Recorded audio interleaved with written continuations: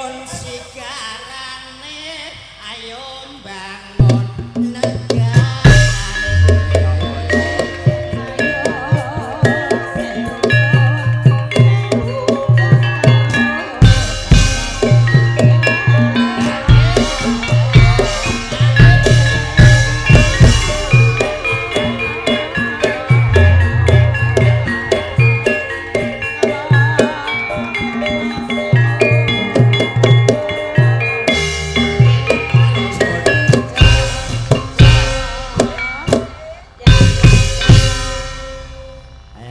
Saiki orek-orek pedhot.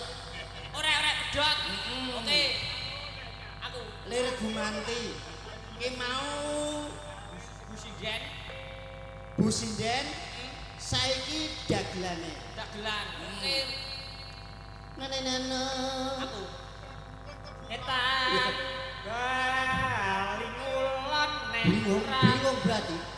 Berarti bingung. Lah kok bingung? Lah nyetan terus balik ngulon nyetan kok bingung. Iki parian. Parian. Trek gandeng amot tebu nek ra dijembeng ra omblep. Sik. Jorok. Kok jorok piye? Jorok kowe. Aku tuh. Dagelan nom-noman. Kenapa? Jarene para pinter ke ngandakne. Piye? Seniman-seniman sing senior. Ya, Kae jare nuturi. tuturi. Tontonan iku iso kanggo tuntunan. Cek maneng kok kena kanggo tatanan. Betul. Lah kok kowe gawe parian iku ya pirang-pirang macem-macem. Lah kowe trek gandeng ngomong tebu nek ora di apa ora suatu bludos kowe. Pikiran sing jorok kok iso. Lha apa jen ora di ora mlebu. Ya pirang-pirang tahun parian ngono kok modorane jorok. Wis ora ngono. Kok joroke ning gondi? Adek tergandeng momotan tebu nek ora di ora mlebu. Lah kok gak jorok. Kok iso joroke piye? Kowe mari jurusan terminal sing mbok golek. Lho kok susah terkenal piye? Lah, Maksude jembeng ku jembeng lawang. Nek ora dijembeng ora iso mlebu. Kan sapi dhewe ora wong juwene lawang sarong yo mbok. Sarong arep diwo kemulan Nek lawang iso. Lawang ku yo buka utawa nutup ngono lawangane. Bocah ora didang dong. Lah nek iki kowe kok ngomong apa? le lawange jembeng le kowe muni ngono. Heh? Lawange jembeng le lho berarti kowe sing goblok. Lho, kowe goblok. Lho, kleru kok mbok teru. Lah sing ngerti Salah kok mbok nut. Sebagai anak kan meniru orang tua. Kae sing kleru aja diteru. Sing salah aja dinut. Gak oleh. Lho, ya aja ngono. Liyane aku malu isin. Kok kalau sing piye? Nggih, dawuh Kang Mas. Sandal jepit. Gak oleh iku. Oh. Eling-eling sriune. Nggih. Nggih niki sikta nggih Mas. Mas Alek nggih. Mboten Mas Alek anu ndek sonten kok nggih. Oh nggih, Mas sinten nggih? Oh nggih, Bapak Muhammad Rofi'i. Eling-eling sriune eling-eling pokoke loro. Oh berarti kudu ngeling-eling sirine. Ya ya. Aja ngantek lali. Alah. Kok nek ngantek lali ki mesti ditambahi 50. Wah yo kowe nak tak lelekno ta. Dipotong 50 ku lho. Kok iso. Sido. Nggih kula tutuk lirian iki. Sido aku. Sido to parian. Dagelan ini minimal parian kudu iso. Mbuh dagelan nang mbok kawak pokoke anggere munggah panggung kudu siap. Kudu siap. Yo siap no. Oke. Pani nampani rokok mbek duwike. Sandal jepit dudu bakia barang nyelempit pancet. Jorok neh iki jorok neh. Sarung neh iki ate sandal jepit dudu bakia barange nyelempet rasane enak. Iki opo? Iki mbok sing genah kowe iki. Lho kowe sing ra genah kok. Iki nek ora mbok jlentrehno mbok genahno mesti ket lakon medhun disawat watu wong. Sing nyawat. Heh? Sing nyawat. Mesti ana. Yo ora ono. Apa jejak kudu iso jlentrehno. Jenang dikempit. Heh? Jenang dikempit. Opo? Ana jenang kempit. Jenang dikempit. Kuwi prewan gawe jenang dadi sangga apa digawa. Jenang nek dikempit ora teng kecotot piye? Lah pengen ngempit kok. Lho, pari arang genah. Yo iki tenanan iki. Rungokno Ngitan nggo. bali ngulon Ah. nek ra kuwe aku.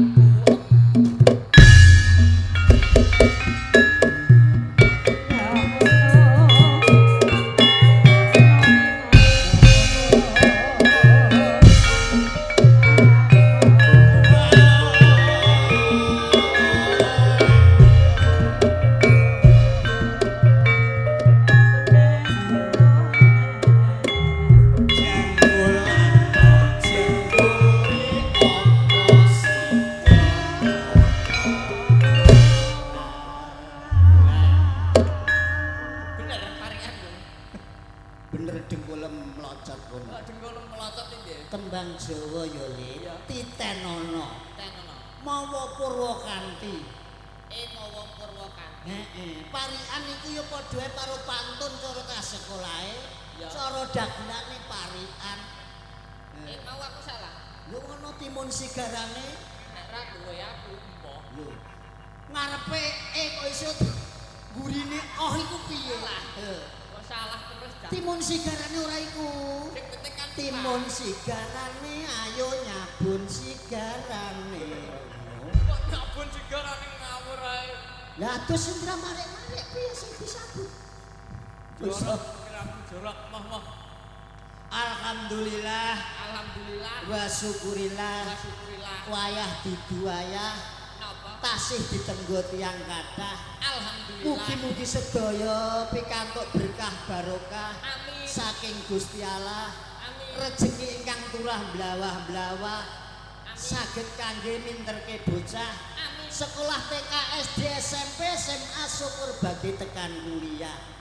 Amin. Tasih turah kangge tindak haji ibadah wonten ing Mekah Madinah mugi dadi haji sing barokah haji mabrur amin Allahumma Amin. Bapak Muhammad Rafi'i kajate kasembatan Kasembatan. nggone netepi darmaning sepuh mala karamake putrane Mbak Mbak Laila ya. Laila. Mbak Laila itu Inayah karo Mas Bidan. Kok Mas Bidan? Mas Mas apa? Mas Diban. Diban. Diban.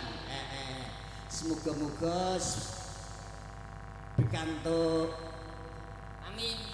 mugi-mugi pikantuk berkah rahmating Gusti tansah mangke rahayu wilujeng kalih surbita nggih minipun bangun Bali Wisma saged to dados keluarga ing sakinah mawaddah warahmah barokah Allahumma Amin. Trimanggala budaya sedina sengi ditekano kene lumantar panjenengane Mas Penceng. Mas Penceng. Iki mau wis teko burung. Wis kae iki.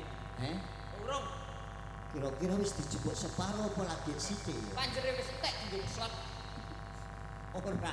Rasa tekan semono. Sing penting awake dhewe kudu berpikir positif thinking. Oh ya, kudu berpikir thinking positif. Nah, iso sepon duwe aja duwe panyono sing elek kudu husnudon bila. Endak-endake ben ini rada mambu mambu santri mambu telek dengkulem iki maine nang mburine musola kok iso. Babu santri. Terus Aku lagi yus pokoknya luar biasa sedina sungi. luar biasa. Kompak banget entarane sing digawe karo pendarate. Ketumpake Ketoprak jaluk apa ae dituruti. ketoprak sore celenteh mau. Lho iya, kopi Mas langsung sing laden ngetokke kopi. Ketokno kopi. Gedang Mas. Jaluk gedang Gedang yo metu. langsung metu. Kerupuk Mas itu. Aku kuwi ngerti ora. Napa? Jajan pirang-pirang. Jajan pirang-pirang metu. Hah? Parah. Ketoprak apa itu? Apa sebabnya jajan pirang-pirang kok yo entek? Lho, apa sebabnya, Pak? Ngerti ora? Apa orang ngerti? Orang ngerti. Sebabnya sing doyan jajan ora mung cangkeme ketoprak. Ya terus. Cangkeme kreseke ketoprak yo doyan jajan.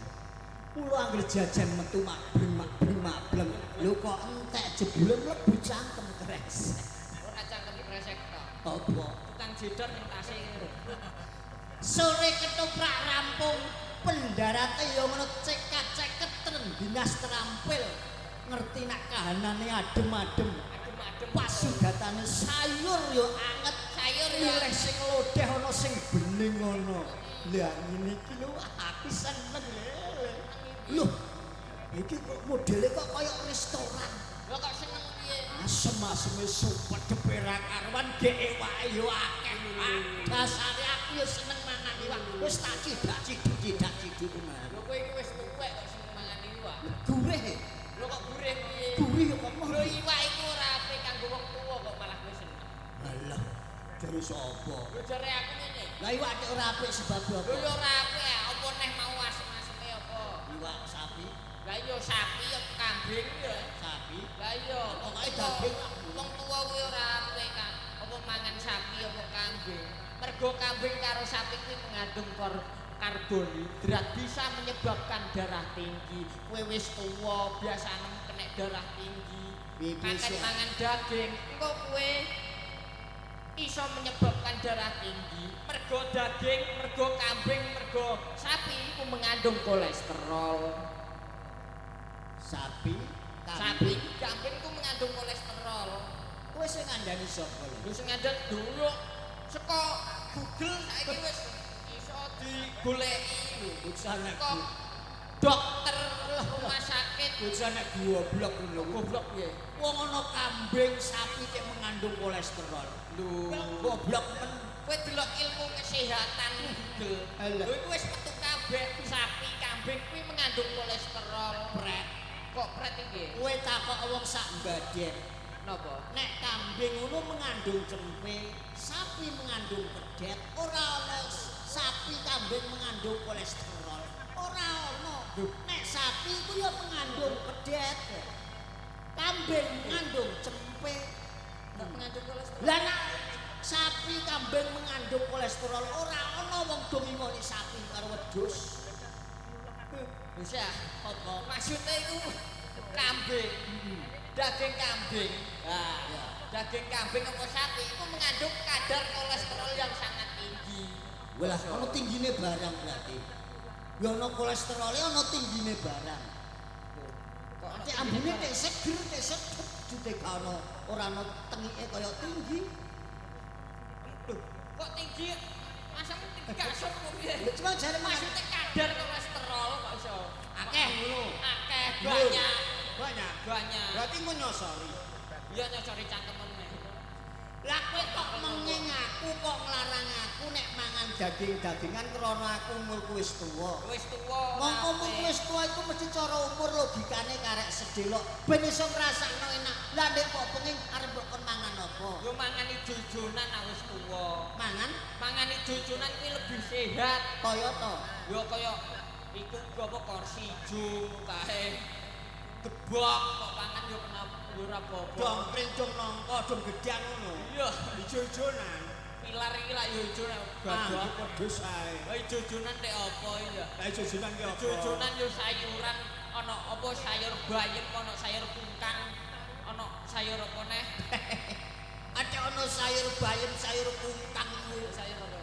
Kangkung, Lah iya. iso kungkang iku. Sayur kangkung bayem apa neh kowe wis tuwa, sering minum madu. 4 sehat 5 sempurna ngombe madu marai awak sehat.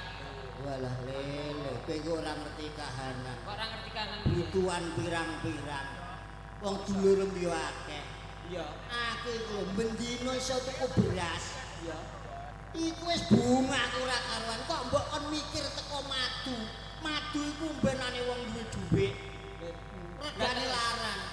Gak kelar tuku madu ora kelar. Larang regane. Lha apa kok mbok kon tuku madu barang. Iso tuku beras bendino iku wis matur nuwun. Ya carane nek ora iso tuku madu, Carane piye? yo ngengoni.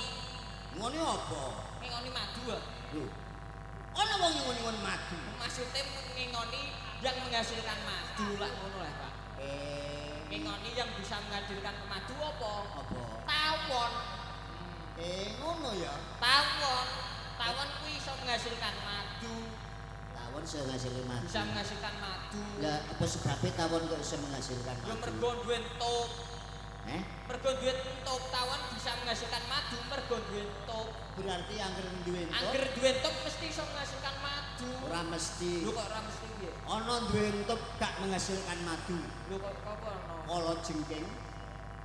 Oh, kalau jengking kan bentuk katanya ora iso menghasilkan madu. Kalau jengking Iya. Oh. tapi kan kalau jengking duwe iku, Pak, supit. Mergo dheke duwe supit, dadine dheke duwe entup. Ngono ya. Iya, Anggere di supet mesti duwe entup. ora mesti. Lho kok ora mesti. Ayo yuyu. Ayo, di supet kok ora dintuk. Yuyu duwe supit. Ayo yuyu kae di supet kok ora dintuk. Lho iya ya. Oh. Wah yuyu kae kan duwe bekatokan. Dadine duwe supit. Lho, Pak iya lah. Berarti anggere di blekatokan Ya mesti duwe supit ta. ya ora mesti. Ora mesti neng. Ana di blekatokan ganti supet. Lho apa itu, Pak? Bulus. Bulus. Bulus kae di blekatokan ning ora di supet. Tuh. Tapi kan gulune dawa. Bulus kan gulune dawa mesti duwe blekatokan, Pak. Halah yo ora mesti. Ora mesti. Ana guru tuwa apa ora di blekatokan? Apa itu? Ula. Ula kae gulune dawa awane mbok. Ning ora di blekatokan. Ulut gulune dawa, Ora di blekatokan. Lho. tapi kan duwe sisik. Duwe sisik. Berarti anggere di sisik Gulune dawa. ya ora mesti. Kok ora mesti. Lah mbokmu kae duwe sisik gulune kok ndek dengket. Duh, sisik sing ndi? Heh? Sisik ndi? Kenapa guri geger kae apa? Iku panu. Kok siapa lah? Adi kae panu. Panu nemdo akeh. Wong mbok omong mbok buka rahasiane nang kene. Sing buka ya medhi. Lah panune ndek mbok omongno, anak-anak ngono ku apik ngono iki. Lah nek rapik piye? Kowe iku ngerti kok, Napa? ngajeni wong tuwa. Ngajeni piye? Padahal kowe kudu iso ngajeni aku. Lho ngajeni kowe ya gampang. Carane piye? Kowe njaluk tak ajeni sesuk tak gawa ning konan. Tak rego 500 apa 600. Apa kowe wis gandeng wis pol ya tak rego 1.200.000 iku lantaran wis ngajeni. Heh. Aku iki padakno medhos. Lah jare ngajeni. Maksudnya ngajeni iku kowe karo aku iku paling ora kowe kudu wedi karo aku. Ngono. Cek iki piye le, Cak? Jare mok kon wedi. Kok kowe wedi karo ngene lho. Piye lah, Pak? Kok salah terus aku lah. Aku Iya. karo kowe kan anakku. Iya. Aku kan bapakmu. Ya terai ya. Lah, aku iki wedenono ngono lho. Lah.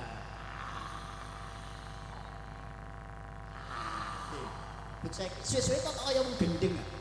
Dik. Dik. Maksudnya kowe iki kudu menghormat karo aku. Lah, hormat gerak. oh ngerti ya ngene ki mbiyen tak cilik tak balik masale le.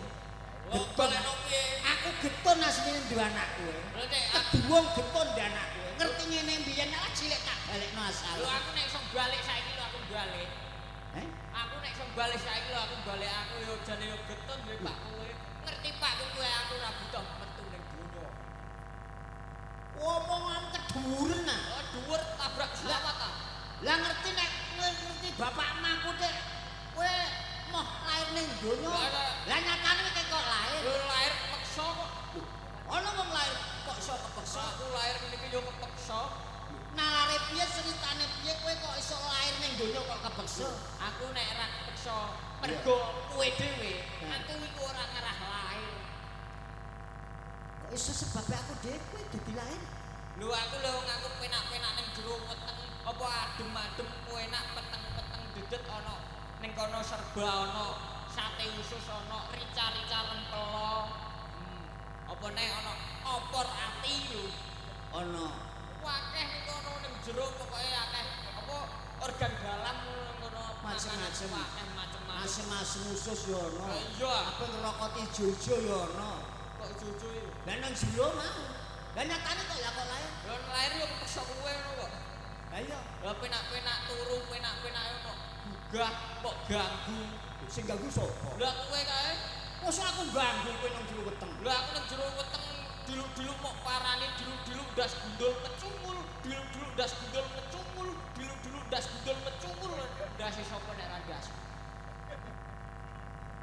Ndas ndas gundul sapa nek ra kowe lho. Kae jenenge kebutuhan biologis. Biologis nyok kang malah undha menawa teko sing ora-ora. Ora ono kebutuhan biologis barang. Kok iso malah macem-macem ngkrah-krah barang sing kependem. Landas gundul sapa nek landas? Aja geger, aja pokoke seseng apa aja tukar padu nang kene. Nang kene iki paling ora kowe iso dadi contoh karo Mbak Laila karo Mas Divan. Mas Divan pokoke pesenku kok siji kanggo Mas Divan. Lah paling ora iki mbok tinggali apa ora ketang kowe iki isih bocah wis apa wis keluarga. Tinggali apa? Resepe wong rumah tangga iso apik iso rukun iki piye? Lho. Ya pokoke Mas Divan kudu iso happy wife happy life. Gaya bahasa Inggris. Bahasa Inggris Sekolah gak tak pinter oleh wamu. cah kene main. Apa mang bahasa Inggris apa? Happy wife happy life. Ngono ku roh karepe apa ora? Ngerti ya? Happy life, Happy life. artine Bahagiakanlah istrimu, maka insya Allah keluargamu dan juga kamu akan ikut bahagia. muliakanlah istrimu, insya Allah kamu akan dimuliakan Gusti Allah. Betul. Kowe iso bahasa Inggris tenan? Ya iso. Tak takoni. Bahasa Inggris siji, Siji yo mbak. loro. Loro setengah. Lho. Ra iso. Bahasa Inggris. Ayo. Lho iso apa ora? Bahasa Inggris iso? Bahasa Inggris lu iso apa? Bahasa Inggris siji, One, loro. Loro setengah. two. Ra iso. Ayo, kene kok jarene pinter bahasa Inggris. Siji yo one loro telu. Loro setengah. Ra iso. Lho kowe yo apa yo iso? Oh iso Tenan. lho. Purwodadi Utane sing dadi nyatane kebo sapi sing digugu kelohan nek menungso entute omongane lho. ngomong karo nuntut ngono ngomong. Oke. Iso? Iso. Siji iku bahasa Inggrisnya apa, Pak? One, One, betul. Loro, two, loro setengah yo apa kowe? tugel. Loro setengah. Tugel. Hehe. Lho. Kok situ Lho iso no. So bahasa Inggris tenan? Siji, One, loro, two, loro setengah. tugel. Tungkak ndasem. Kok tugel? Ya sida telu. Kok telung? Bahasa Inggrisnya jam. Jam o'clock. Jam siji, Jam siji one o'clock. jam loro, Two o'clock. jam telu, Three o'clock. jam rusak. Ra iso, ra iso. Jam rusak. Ra iso. Lho kok yo jam rusak Lho iku iso. kok Lho. Pak Kemet iso. Lho kok yo iso? Ra iso ngapa? Bahasa Inggrisnya jam, Pak. O'clock, Jam siji, one o'clock, jam loro, two o'clock, jam telu, three o'clock, jam rusak. o'clock. Rusak. Jam rusak. O'clock. Jam rusak kok. Rusak kok. Pandome coplok kabeh gak klok. Lah nek bahasa Inggris roti, Roti iku bread, roti siji, one bread, roti loro, two bread. roti 1000. Ra iso. Angel. Ra Iso iso. roti 1000. Aku iso. Roti siji, One bread, roti loro, two bread, roti telu, three bread. roti 1000. Bread. Wah, berarti mau ning guri iku suarane roti 1000. Kabura, mangga ngerti 1000. Lha apa? Iku mang. Rada kakene aku mangan jangan. Mangan jangan modelem yo. Wah, hebat banget. Hebat. Mas Divan karo Mbak Inayah yo Mbak Aulia. Iya. Ya. Saiki kena darani bojo. Bojo. Senajan to adoh nggone ya to paribasane asam di gunung garam di laut. Bertemu dalam bilangan. Arep ben kepiye wae nek pancen jodoh mesti akhire iso ketemu. Uga dadi jodoh sing jati. Sing mau ijen po ijen saiki dadi wong loro nodani bojo. Apakah itu bojo? Apa sing diartikno tentang bojo? Bojo. Ketoke saru, ketoke kasar. Ning iki ana maknane. Lho ana. Bojo. Apa tegese bojo, Pak? B O J O. BOJO sing pungkasan no B. B berawal dari pandangan mata. diteruskan SMS, diteruskan WA, lalu perkenalan. B terus O. Oh, oleh sebab itu harus mohon restu kepada kedua orang tua. Mas Diban yo izin doa restu, mohon doa restu. Pak Rofiki. Oke, wong tuane kono Nganjuk. Kono sih. Yo wong tuane kene. Oke. Mbak Aulia sapa? Yo. Mbak Inaya. Mbak Inaya. Yo mohon izin karo bapak jenengane Bapak Muhammad Rofiki. Oleh sebab itu kudu minta izin mohon doa restu orang tua. Sing O. Oh. Terus J. Jadikan pendamping hidup hingga akhir hayatnya. Nah iso pisan wae Pisan wae. rasah bola bali. Aja bolak-balik ya. Iya. Terus gurinane ana O neh. Oh, O. oleh sebab itu jangan sakiti jiwa dan raganya. Jenenge Mas Diwan saiki dadi suami, Suami. Mbak Auyat Mbak Inaya. Inaya dadi istri. Istri. Suami segalanya untuk anak maupun istri besok nyambut gawe sing dipikir seneng ora mung seneng awake dhewe diutamakno kanggo keluargane anak lan bojone. Istri ISTRI ISTRI boleh penting. ingatkan selalu taat rajin ibadah. Kalau mangsa wong iki lali, kalau mangsa iki ya apa kegawa saka repote gawean, kadang ora sembayang, lali ora dikir. Ya. Wong wedok ya wajib ngelingno karo Mas senajan to nyambut gawe apa wae, aja lali karo pangeran. Sinarilah rumahmu, sinarilah rumah tanggamu dengan sholat dan bacaan Quran. Inna sholata tanha anil fahsya'i wal munkar. Wah aduan kiranya ndak kowe. Inna sholata tanha anil fahsya'i wal munkar. Sak temene sholat ku bisa jaga hawa keji lan mungkar. Awak dhewe iki murid sunan. Pengirino lakone iki bab Islam. Bengi apa awan mau dumadine Sunan Kalijaga, bengi iki ngadeke Masjid Demak kudu ngantek sampurna. Mula apik ayo dhewe awak dhewe ngaturke apa sing dadi panyune utawa requeste Bapak sing kagungan kersa. Iya, Pak. Bapak Muhammad Rofiki karo panjenengane Ibu. Apa mau le aku ngantek lali le. Eling-eling. Terus Srine. Oh iya mau untuk salam saka nonton streaming. Oh, sapa, Dik? Mas Rangga. Mas Rangga. Ya. Oh iya biyen tau nyambut gawe sedelok kaya mergo wis mau gaweane dekne akeh. Ya. Ra iso terusno. Muga-muga sampe nek ana kelondangan wektu iso gelem mrene meneh. Iya, Pak. Sri Uning Eling-eling. eling-eling. Monggo kanca pradonga sumandhing karsa pundi ingkang pun gamel riyin Ape iki ndak mau bawa riyen. Sri Uning. Eling-eling sik. Nggih. To diwale mboten mangga mboten kepenak. Nggih, mboten napa.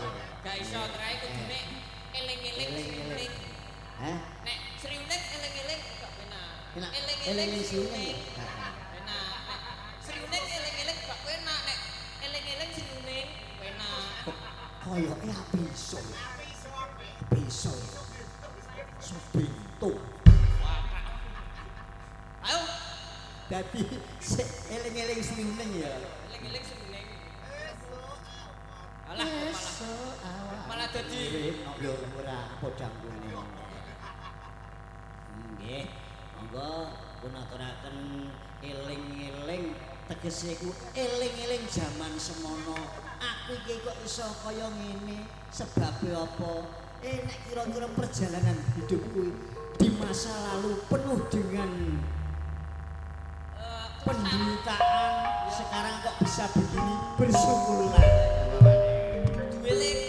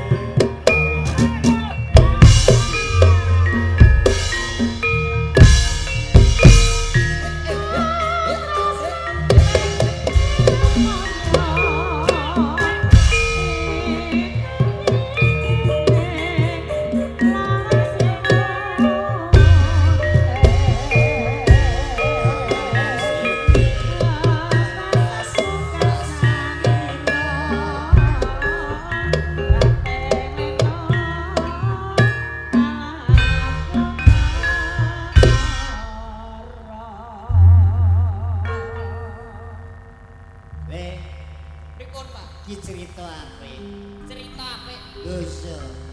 Ceritane tentang Entak ki mau Sriuning. Oh, Sriuning. Dadi kadar katresnane Sriuning karo Wiratmaya sumurga kosok baline, tresnane Wiratmaya kaya karo Sriuning, muga-muga tinulat karo panjenengane Mas. Mas Kowe iki yo Diban. lalinan Mas Diban. Iya. Mas Diban Iya. karo Mbak Aulia. Iya. Ning ceritane aja kaya ngono. Mok kadar tresnane wae sing ditiru. Lah nganti ora ngantek kelakon terus nganti dimengkani lampus. Ya, muga-muga selanggeng tresnane. Lho. Oh iya, iso turut, iso nganti kaken-kaken lan inen-inen. Ya, Aja kok iso aja mung kaken-kaken nenen-nenen. Ya, terus Wong saiki wae akeh wong tuwek-tuwek do pegatan. wong tuwek-tuwek pegatan. Ya muga-muga ora apa antarane Mas Bidan karo Diban. Mas Diban karo Mbak Aulia tresnane ngantek puputing yuswa. Dadi ora ana sing iso misahno kejaba ajar. Betul. Iya iki langan suka sawetara awak dhewe manungsa lumrah ngaturke kebak siti sekul binunten ron kelapa apuranta pun nanti akal patan kula gandeng awak dhewe suwanene mok ping pisan senajan don ki wis rada landhap isih wulan Sawal ya ngucapke Minal aizin wal faizin. Minal aizin wal faizin. wal budreksil wa unedin. Mohon maaf lahir dan batin. Senajan rada landhap wong ku ora iso bener terus ya ora iso salah Ora terus. iso salah. Mesti ana salah, ana kliru, iku sandangane manungsa. Al insanul makhluqata wa nisyan. Apike wong kliru njaluk ngapura, apike wong lali sing gelem dielingno. Eling iki critane Sunan, ayo diterusno jen nganti sampurna. Piye ngadeking masjid Demak ditonton